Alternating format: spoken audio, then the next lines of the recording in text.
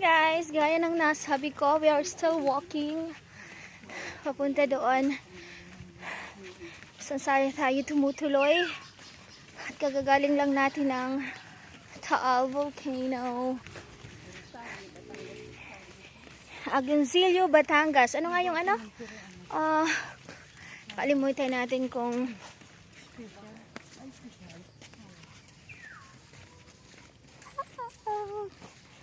yan.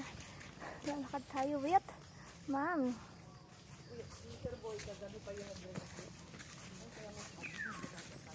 So, grabe yung pawis natin pagkagising. Wala pang kape, walang almusal.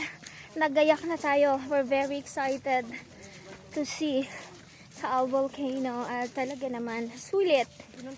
At talagang parang yung pinagdaanan namin, parang kamatayan.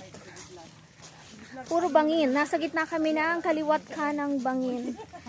At almost 3 hours. Paikot-ikot lang kami doon. Pero, yan naman ang ating